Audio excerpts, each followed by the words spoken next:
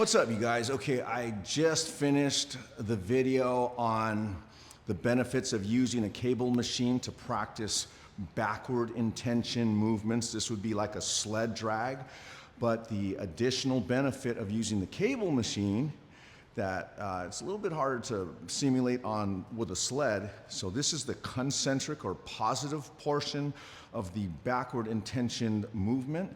We now get the eccentric.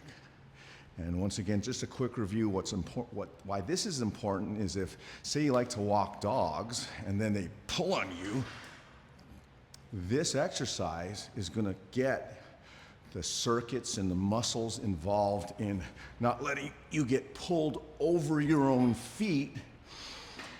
That's gonna help you do that, okay? Now, as or more important than having strength and ability in all of the joints and muscles in your lower body in producing both positive backward intention and negative, this one is really important, this one, is the ability to produce what the great Alex Kanellis of Landmine University, and I believe David Weck as well, both of those are they're just wizards in the strength and conditioning world, in my opinion. Forward intention.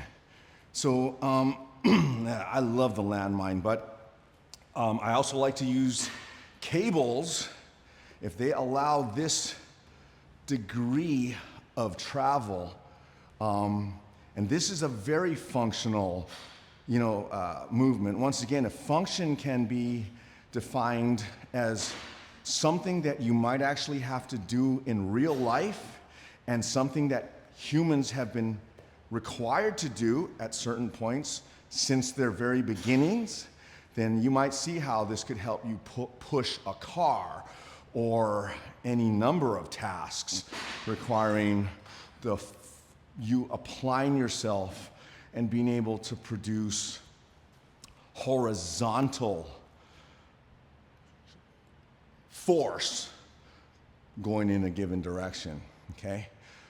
Like I said, squats, deadlifts, all conventional strength training movements are foundational. Those are like actually just building an engine. But once you've got that engine built, then you take other directions that actually occur in real life. Humans tend to travel and challenge themselves or are challenged against things much more in horizontal and diagonal force vectors than they are straight up and down. I find straight up and down challenges, for me, they're kind of rare. So what's nice about this exercise, it's the same setup. I haven't moved the cables from the backward intention video. I have changed the weight because this, at least for me, is a slightly more difficult thing to do. So I've reduced the weight from the 60 pounds I was using in the backward intention video to just 40 pounds. Because I might be here a little while, I wanna not rush the explanation here. Okay, so this is what the exercise looks like. And once again, for decades, as long as I've had this machine, and I've had this machine a long time, these two exercises are requirements with all my clients, young or old, no matter what they do. I need to know that they can not only just lift heavy things up and down, but they can also not just apply strength forward, but they have the coordinated components, especially this kind of thing. I love the eccentrics, and this is what I love about using cable machines for what are traditionally regarded as sled exercises. See, like this would be me pulling the sled forward, and by the way, I love sleds.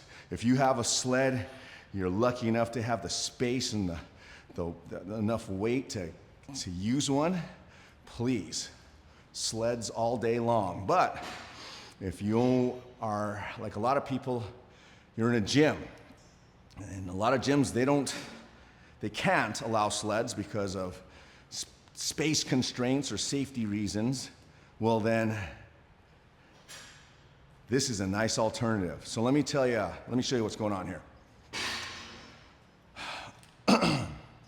I'm gonna take this handle off for a moment. When I hook my hand into this handle, it's very normal when people grab these handles for the strap and the cable to go on top of the forearm. I have always hated that because not only is it uncomfortable and distracting to have this and a cable raking over the top of my tender skin, but I've always felt it's better to have the cable to drop my thumb into the handle. Doesn't matter if it's metal or if it's fabric like this one, okay? And then have the cable coming underneath, because the added benefit of that, besides not having a cable on top of my forearm, I actually don't care about that. What I really care about is this. That cable, not only is it trying to pull me backwards, it is trying to internally rotate. It's trying to internally rotate my shoulder. Any opportunity I can build into an exercise that will allow me to isometrically or dynamically strengthen my external rotators, kind of external rotators, right? Because I have shoulder issue problems. So this cable, besides pulling my forearm backwards, it's also exerting at least two directions of force on me, here as well as here. So as I'm walking forward, I am strengthening, I guess in an isometric fashion, my external rotators, and they need all of that they can get. Okay, so I drop my thumb in, grab here, do the same thing on the other side. The cables are set at about my waist height, okay? If you set them too high, you're gonna have to lean into this exercise in a way that it's just not that great in my opinion. Okay, so now what I'm trying to do is I'm gonna just take a nice big step forward. From this point, that's why I'm doing this barefoot, because I'm wanting my feet to really, what my feet are doing is extremely important, and if I can, you see I'm struggling, but I want to stay on the balls of my feet so that the muscles in the arches and the calf muscles, okay, and this is the good part, is the eccentric or negative part, or trying to control. What they want to do is pull me back really fast, okay? And in life, sometimes that might happen. Like, you know, I don't know if this is the best analogy, but if, say you get hit with a strong gust of wind and you happen to be carrying a big bag of groceries that acts like a sail and starts doing that to you, you want to be able to catch yourself. And you're going to need not just strong, but you're going to need very intelligent and integrated toes and feet to help you do that. So that's what I love about this exercise, is I get both. This is the eccentric portion of forward intention in my feet and my calves and my legs, and then I can go right into the concentric or positive portion of this very forward intention based movement. And it looks like I'm leaning. I'm only leaning enough to counterbalance myself, but I'm not.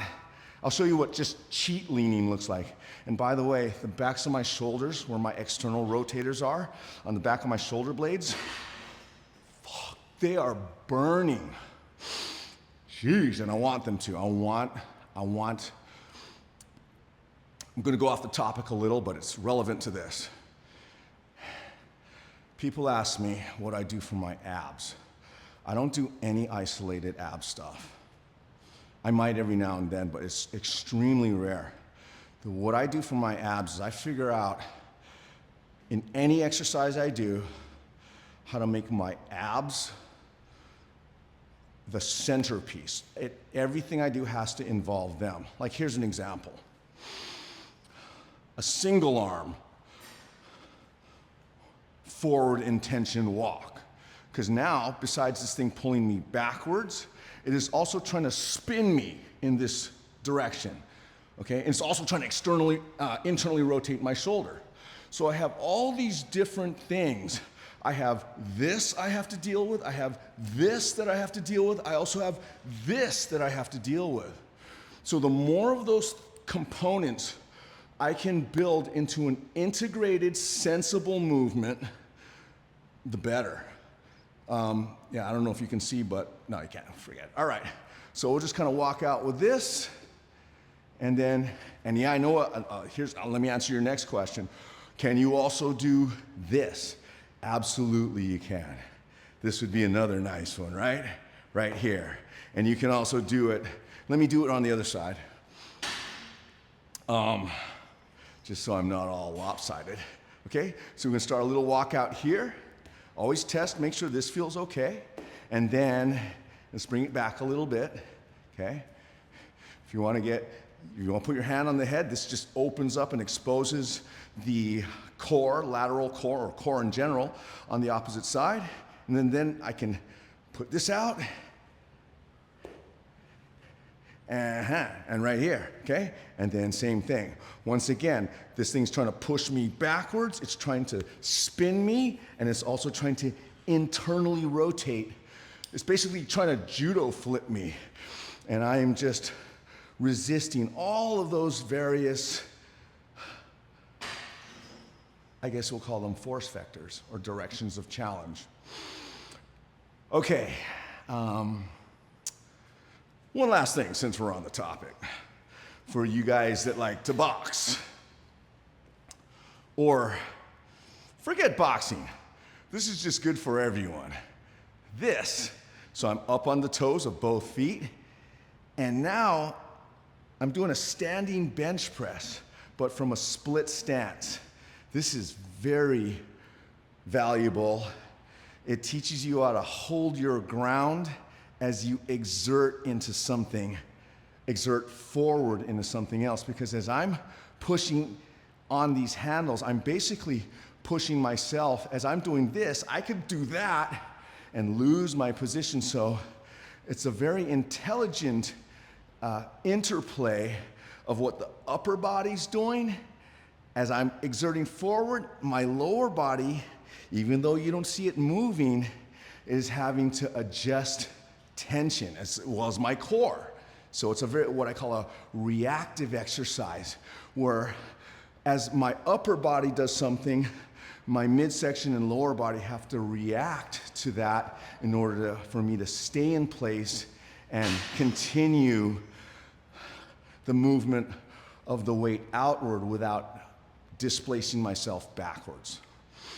Okay, I think this video's gone a little longer than I intended, but I hope those principles are helpful. Once again, this is part of my workout, so I can't really say I recommend doing any of these things, because this is just what I would do anyway. But if it was helpful, I'm happy. And if you're still here, thank you. Much aloha.